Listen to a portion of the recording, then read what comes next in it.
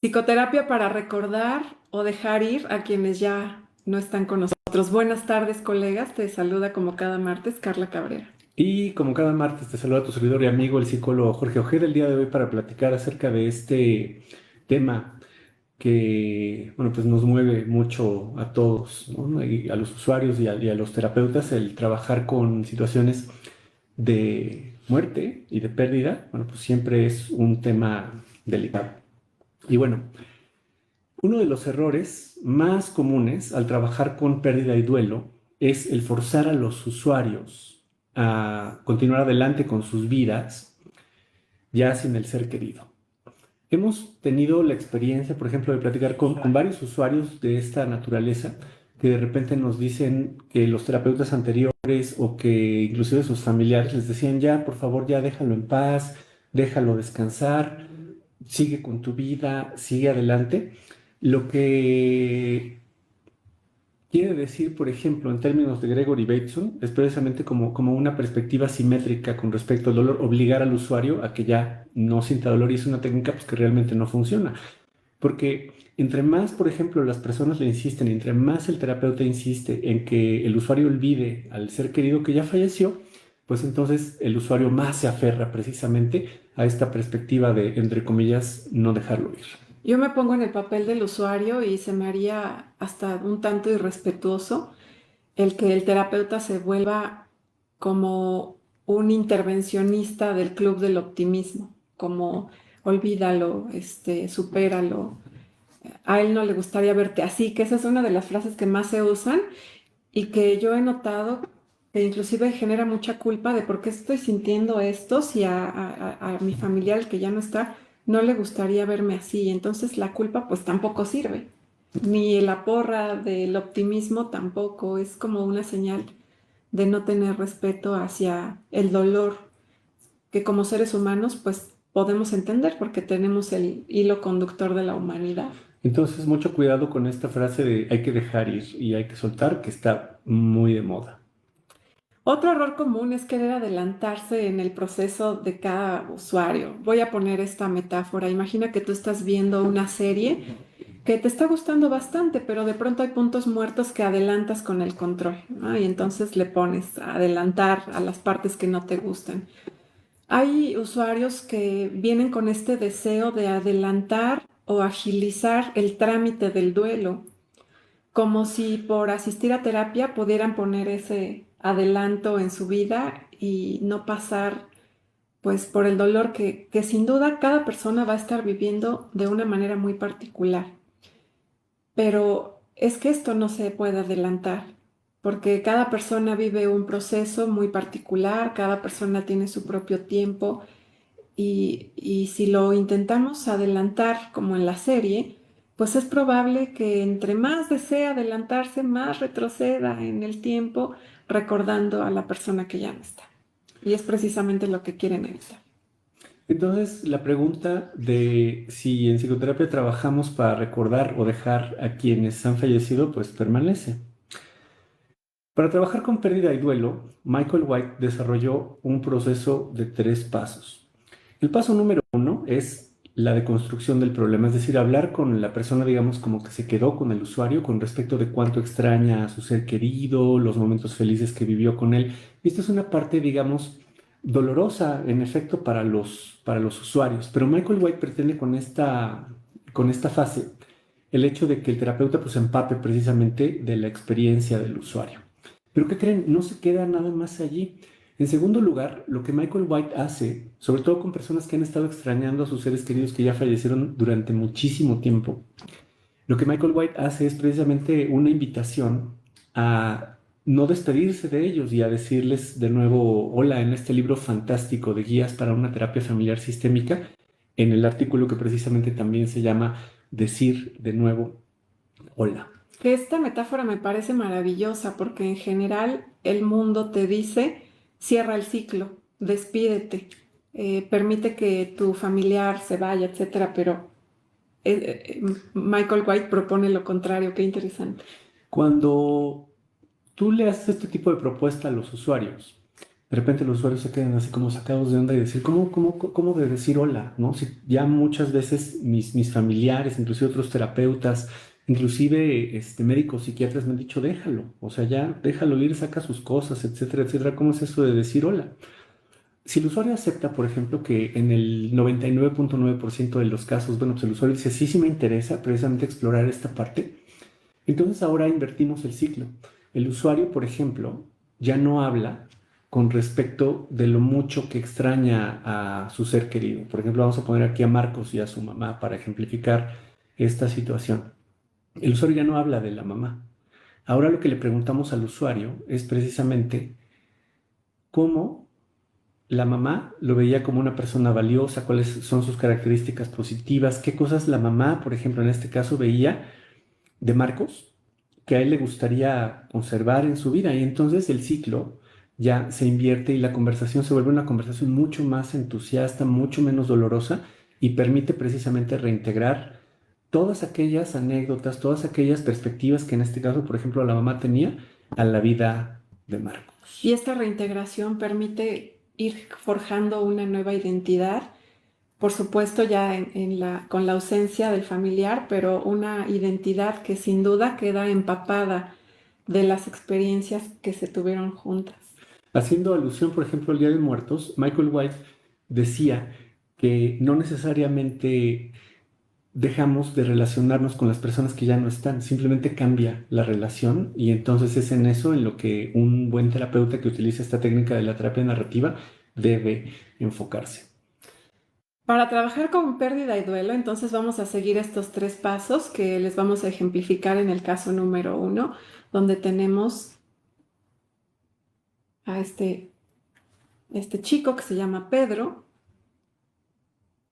y a su esposa, que le vamos a poner María. Ok, adelante. Este es uno de los casos más difíciles porque vamos a trabajar precisamente con la pérdida de un hijo. Entonces, vamos a ir siguiendo estos tres pasos precisamente de la deconstrucción del problema, la invitación a decir de nuevo hola y posteriormente el reincorporar precisamente al hijo a la vida de estos dos papás. Entonces, yo les voy a preguntar a Pedro y a María, Ujú. que son una pareja más o menos como de unos 35 años. Yo les voy a preguntar, ¿en qué puedo ayudarles? ¿En qué puedo servirles? Bueno, psicólogo, venimos porque hemos perdido recientemente a un familiar muy cercano, muy importante para nosotros, y sentimos que no lo podemos superar. Ok, yo le voy a preguntar aquí a Marta, le voy a Sí. preguntar, ¿cómo escuchas que tu esposo dice que perdieron a un familiar recientemente? ¿Me puedes platicar un poquito más? Bueno, yo no pensaría que es un familiar, porque eso se quedaría muy corto para el dolor que estoy sintiendo. Era mi hijo. Ok, preguntarles con todo respeto, ¿cómo se llamaba? ¿Cómo se llama su hijo? Le decíamos Pepe. Pepe. Sí, ¿Cuántos años tenía Pepe? pues él era muy joven. Por eso es que precisamente yo veía que tenía una vida por delante y no imaginé sentir este dolor. Ok, Era joven, tenía 32 años. 30. Bueno, ellos tienen 30 años. ¿Cuántos años tenía Pepe? No, era chiquito, Era chiquito, sí, tenía 16. 16 Sí, años. sí, lo tuvimos muy jóvenes Ok, nosotros. les puedo preguntar con todo respeto cómo falleció. Sí, él tenía predilección por las motos. Le gustaba mucho salir en moto, nos pidió que le compráramos una y pues yo accedí. Su papá y yo hicimos el esfuerzo por comprársela, pero en un accidente en carretera, pues falleció. Él perdió la vida. Sí, Déjenme hacerles una pregunta, precisamente en este tono del primer paso de la deconstrucción del problema, déjenme hacerles una pregunta que es precisamente la de cómo experimentaron esta situación de que Pepe falleció en la moto. Yo se los pregunto con todo respeto porque no quiero dar nada por hecho y quiero saber cuál es su experiencia presente como para poder ayudarles. yo siento que sin él no voy a poder vivir. Me levanto todos los días recordándolo, veo sus cosas y veo su recámara con cosas que a él le gustaba tener ahí en su escritorio, sobre su cama. Y a veces pienso que lo voy a ver, pero me levanto y no está. Qué difícil, me imagino. ¿Y cómo escuchas a tu esposa?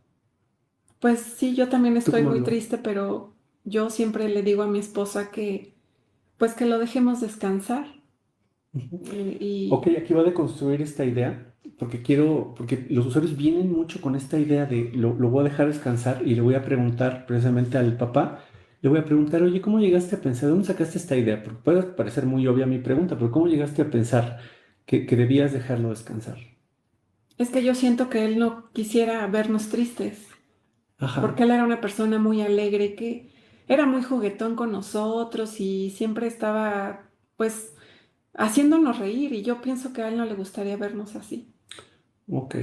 Fíjense cómo aquí, por ejemplo, el Pedro me está dando ya la entrada precisamente para hacer este ofrecimiento de decir de nuevo hola. Y yo le voy a preguntar aquí a Marta y a Pedro, les voy a decir, a ver, les voy a hacer una propuesta, que es una propuesta que también quiero que me la escuchen con todo el respeto y la voy a hacer de manera muy tentativa. No sé si para ustedes sería una buena idea empezar a cuestionar este pensamiento de que tienen que dejar ir a Pepe y poder abrazar y poder observar su recuerdo de una forma diferente, de empezar a decirle de nuevo hola, de una forma distinta. ¿Qué les parece? Sí, psicólogos, sí nos interesa.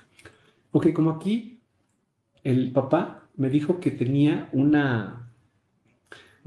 que su hijo Pepe tenía una fórmula muy padre de vivir, que siempre estaba alegre, que siempre estaba contento, que era muy juguetón. Entonces ahora, en lugar de que ellos hablen de Pepe, la intención precisamente de esta tercera etapa de la deconstrucción de los logros aislados es la de que Pepe hable de ellos, Ujú. con una perspectiva de circularidad.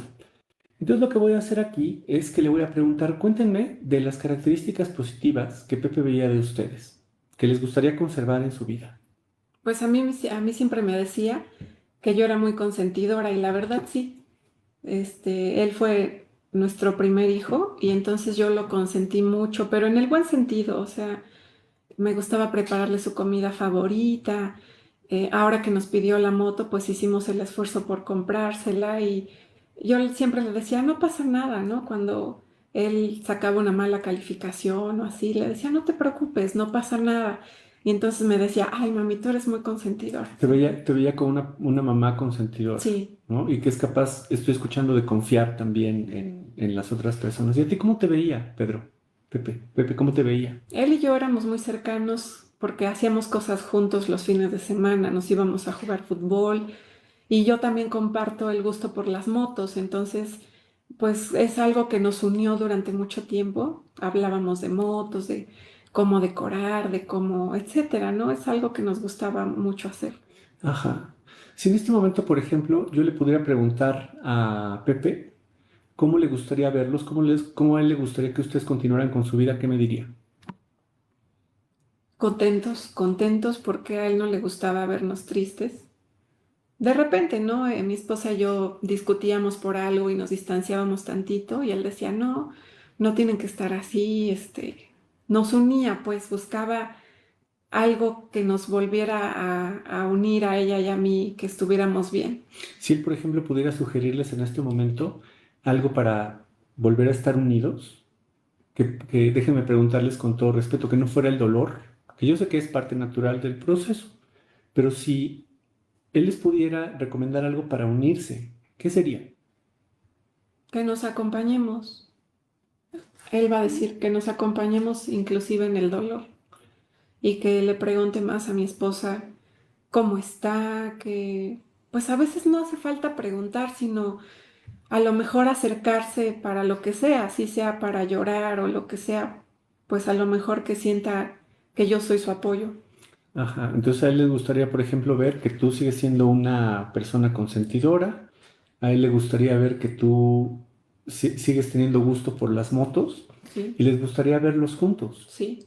Si yo, por ejemplo, pudiera verlos, no sé, dentro de unos 3 meses, 4 meses, siguiendo esta filosofía de Pepe, que les propone, ¿no? También como que abrazando esta forma de ser juguetón, ¿cómo los voy a ver en 3 meses a ustedes dos?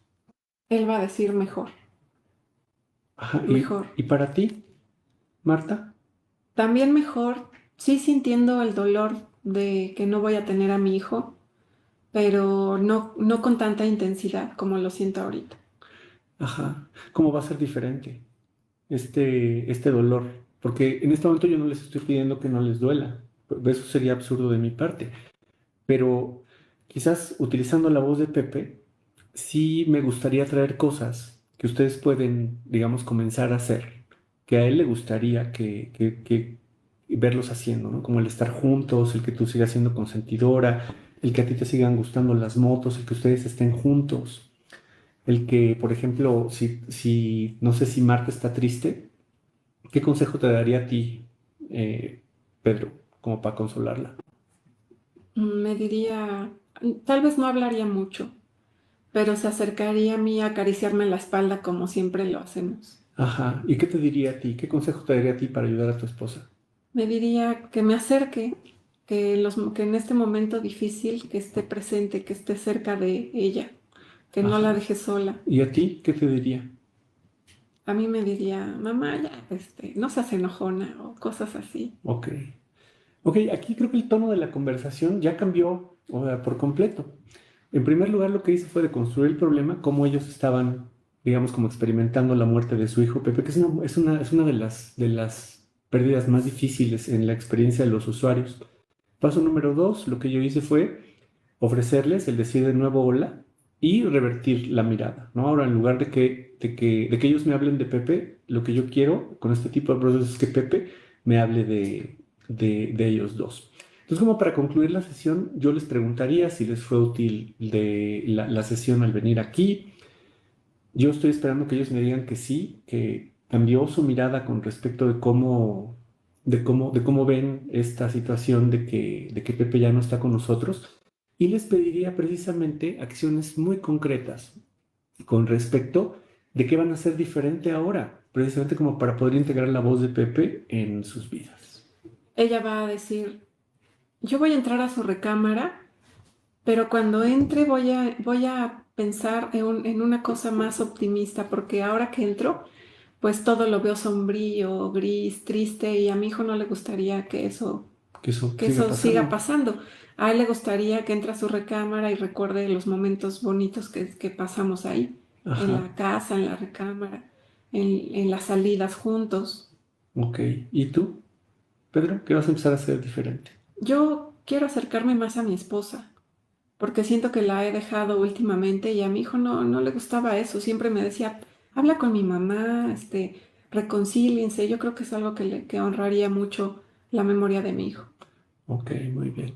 Bueno, si usted tiene una sesión subsecuente conmigo, porque no va a dar por hecho que sí, que sí quieren volver a regresar, no les preguntaré si quieren tener una sesión subsecuente para ver cómo han puesto en práctica esta nueva perspectiva que tienen con respecto de cómo van a vivir a través de la mirada de Pepe. Él va a decir, a mí me gustaría poner en práctica y si en el futuro es necesario, regresar.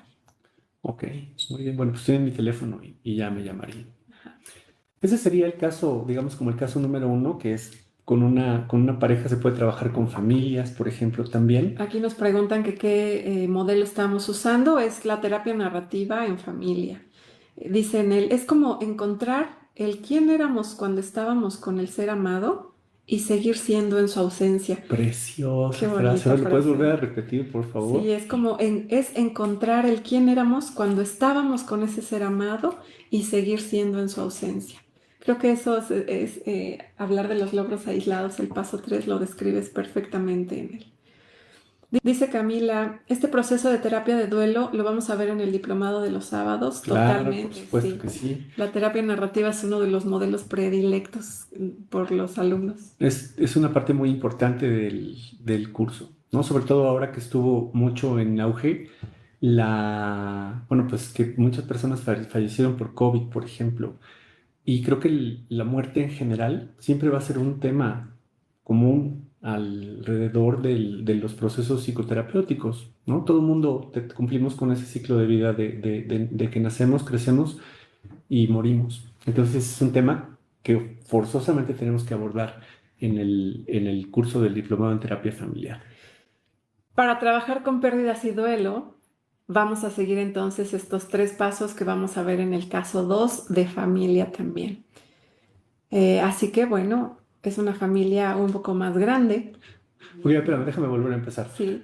Para trabajar con pérdida y duelo, vamos a utilizar estos tres pasos que propone Michael White, que es la deconstrucción del problema, el ofrecimiento precisamente de decir de nuevo hola al ser amado que ya no está, que ya falleció, y el paso número tres, cómo ese ser amado veía precisamente a los miembros de la familia y lo vamos a poner en práctica con una familia.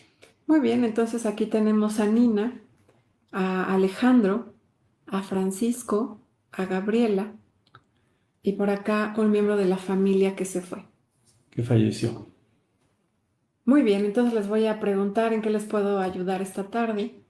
Entonces, aquí te va a contestar, lo vamos a hacer un poco más rápido, te va a contestar Nina y te va a decir, mire, la verdad es que mi marido falleció recientemente, tiene 6 meses que falleció de un infarto y a partir de allí no hemos vuelto a ser la familia que éramos, no nos llevamos bien, estamos todo el tiempo tristes, estamos todo el tiempo irritables y yo ya quiero salir de eso, yo lloro todas las noches, mis hijos de repente me dicen que también se sienten tristes, que yo los pongo tristes y ya no sabemos qué. Ok, y le voy a preguntar ahora la perspectiva a ellos tres también. ¿Tú qué opinas, Alejandro? Pues es que a mí me gustaría, por ejemplo, pues ya no sentirme triste, porque yo me siento triste, o sea, yo todo el tiempo estoy pensando en mi papá, Ujú. estoy viendo sus fotos del celular, estoy viendo los videos y estoy escuchando audios y pues me pongo triste y ya no quiero estar triste. Ok, y aquí le voy a preguntar a Francisco qué opina respecto de lo que ha escuchado de su mamá y su hermano. También, o sea, la casa es un lugar oscuro, que a mí ya, o sea, ya casi ya no me gusta, no me gusta llegar. Ok, ¿y a Gabriela qué opina? Pues yo lloro con mi mamá todo el tiempo por mi papá. Todo el tiempo estamos tristes.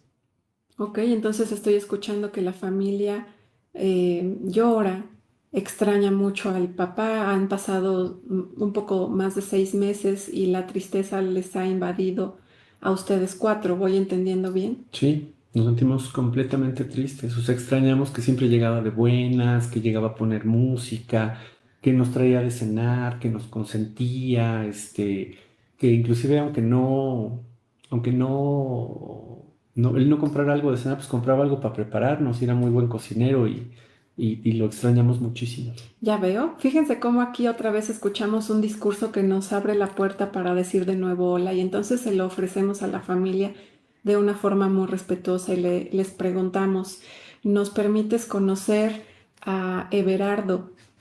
¿Nos permites conocer esa parte de Everardo?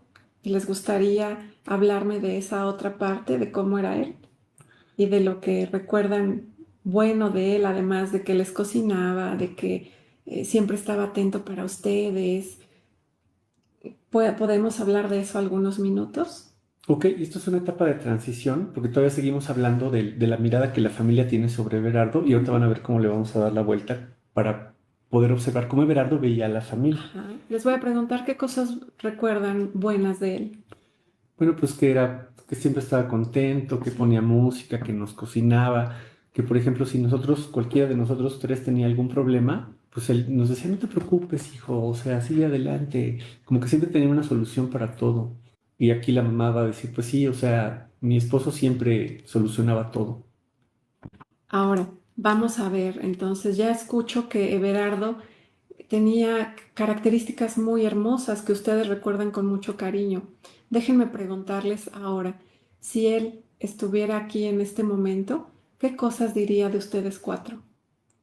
Órale, ¿no? Esa es una manera, esa es una pregunta circular que trae a la vida, pues la sensación que tienen las familias y las personas, que trae la vida a la persona que ya no está, que ya falleció.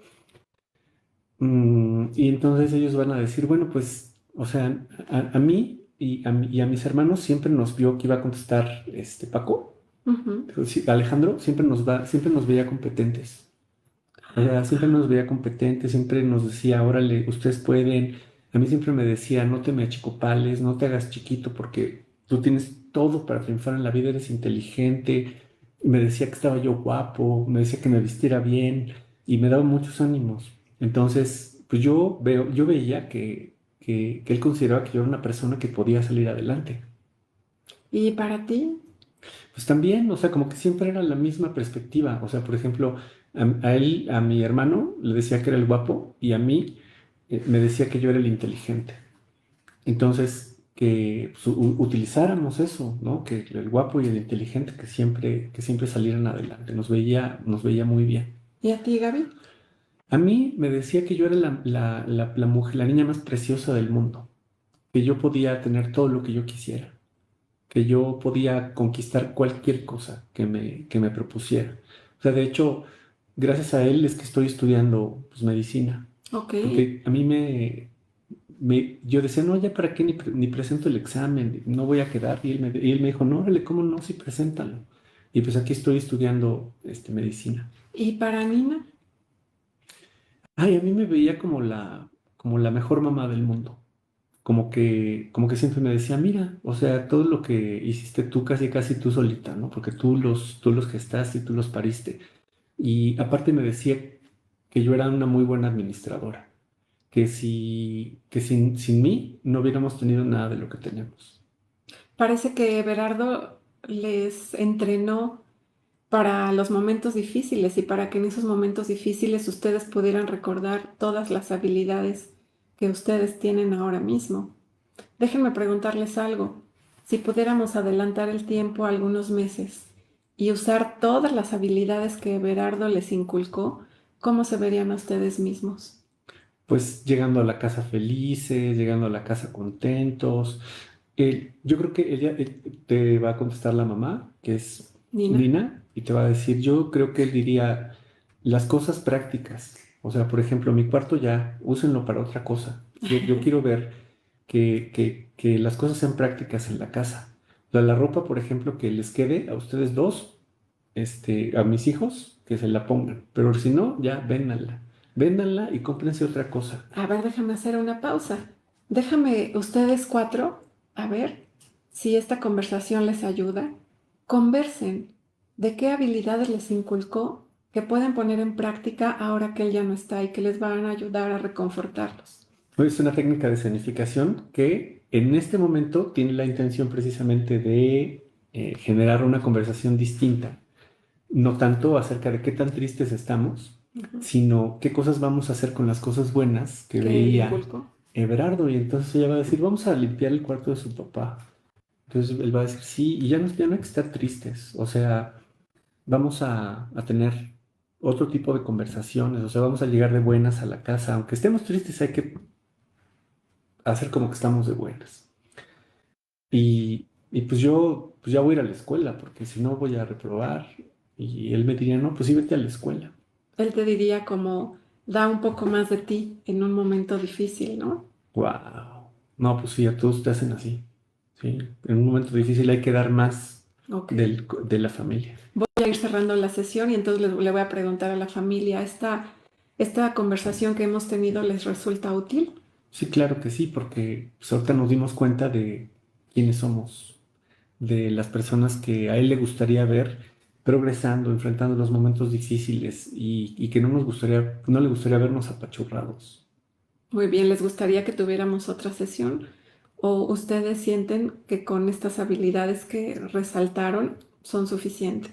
Aquí la mamá sí te va a decir, yo creo que sí necesitamos volver a venir después de poner en práctica bueno, así dicen los usuarios, ¿no? Lo que tú nos has dicho, vamos a ponerlo en práctica y nos gustaría regresar dentro de unos 15 días. Muy bien, nos vemos entonces en 15 días, misma hora.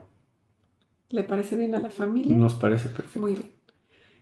Este es un segundo caso de familia donde también usamos la terapia narrativa y en algún momento usamos un poquito de escenificación para ponerlo a disposición de la construcción de logros aislados, que vamos tomando del discurso aquellos elementos lingüísticos que nos van a resultar útiles para construir una nueva identidad familiar, que es lo que están buscando. Adelante.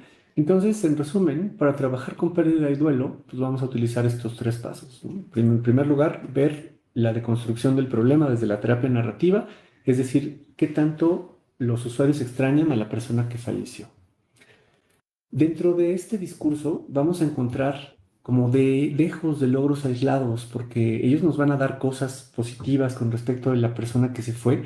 Y ese es nuestro puente presente para revertir el proceso de la conversación, a donde entonces ahora no es la familia, en este caso la que habla de la persona que falleció, sino al revés, es la persona que falleció la que habla acerca de la familia con este tipo de preguntas hermosas de la terapia narrativa, que son qué cosas buenas, qué cosas positivas veía, en este caso Everardo, de ustedes, qué cosas le gustaría a él que ustedes siguieran haciendo para poder conservar las personas que son.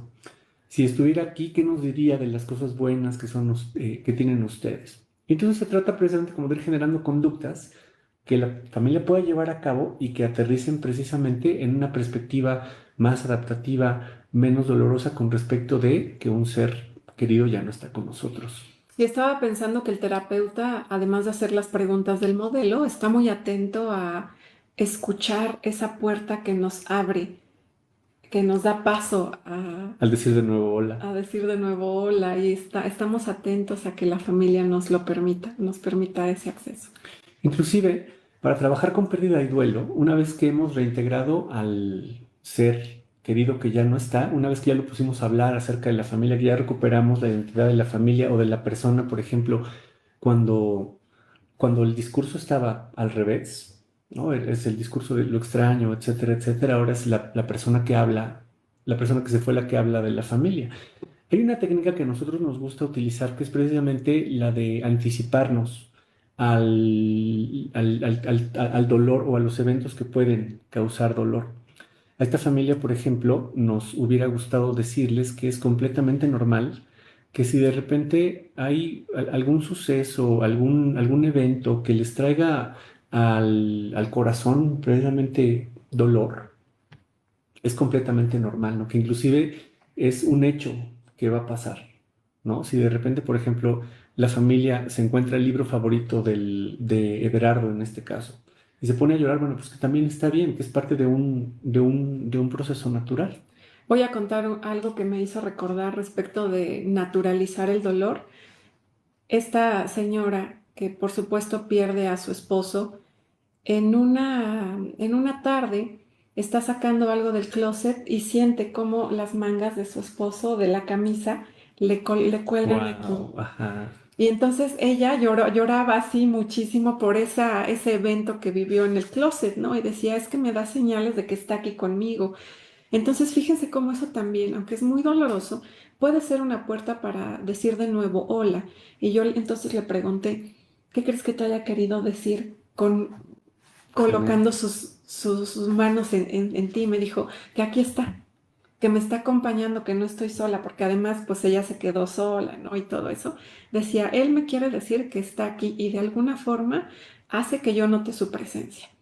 Y qué curioso, ¿no? Las personas que están atravesando duelos tienen este tipo de contactos interpretativos que podemos usar mucho para hacer este puente. Para la terapia. Entonces, en conclusión, desde nuestra perspectiva, la psicoterapia es para recordar o para dejar ir a quienes han fallecido. Desde nuestra perspectiva, es para recordar de una forma distinta, más adaptativa, menos dolorosa, siguiendo precisamente estos tres pasos de la deconstrucción del problema, la invitación a decirle de nuevo hola al ser que ya no está con nosotros físicamente, pero que podemos cambiar la relación con él a partir precisamente de la mirada que ese ser que ya no está con nosotros tenía precisamente en este caso, de la familia o de los usuarios. Bueno, y no queremos despedirnos sin invitarles al webinar gratuito este próximo 9 de noviembre, que es la próxima Es semana, jueves jueves. 9 de noviembre en punto de las 5 de la tarde. Es un webinar que se llama Técnicas de Terapia Familiar 2.0, porque hemos agregado alguna serie de casos que son mucho más didácticos que el primer webinar que tuvimos, pensamos. Entonces, si ustedes quieren asistir a este evento gratuito del webinar de técnicas de terapia familiar, bueno, pues nos envían un mensajito de WhatsApp o si nos ven, por ejemplo, por TikTok también, pueden ir a nuestro perfil y en el enlace precisamente ahí también está la forma para poder solicitar los accesos completamente gratuitos que vamos a llevarlo a cabo por Zoom. el jueves 9 de noviembre, en punto de las 5 de la tarde. Podemos contestar una última pregunta que está muy interesante, dice Lucy. En terapia familiar, cuando un integrante no quiere asistir, ¿es permitido intervenir solo con los integrantes que sí quieren en la pérdida de un ser querido de la familia? Yo pensaría Sí, que ¿no? desde el modelo narrativo es profundamente respetuoso el que alguien no quiera tener el tratamiento.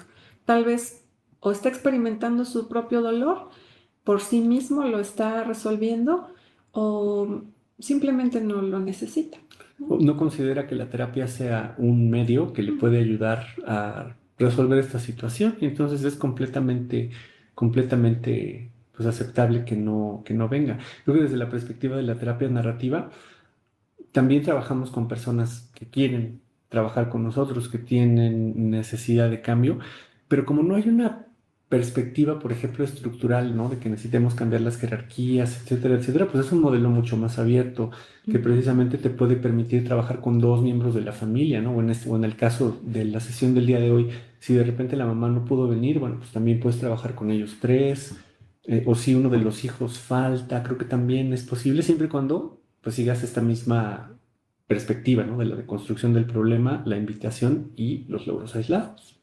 Muchas gracias por el favor de su atención, colegas. Nos vemos próximo martes. Nos vemos el próximo martes, pero también queremos despedirnos invitándoles al 76, si es la edición número 76 del Diplomado en Terapia Familiar, que va a comenzar el jueves 23 de noviembre de 2023. Es un curso que es 100% en línea. Vamos a revisar 5 modelos terapéuticos de la terapia sistémica, un apartado precisamente también de conocimientos legales, de herramientas legales que transformamos también en herramientas terapéuticas, precisamente con la finalidad de poder cumplir con las disposiciones de las autoridades sanitarias aquí en México, y obviamente, desde luego, un módulo de práctica clínica también completamente en línea, a donde los alumnos ponen a prueba sus conocimientos con familias y con pacientes individuales reales. Si ustedes quieren información también con respecto de este evento, bueno, pues pueden enviarnos un mensajito de WhatsApp o en TikTok, ir a nuestro perfil y darle clic al enlace que los llevará precisamente también a contactarnos por WhatsApp. Nos vemos pronto, colegas. Que pasen bonita tarde y hasta la próxima.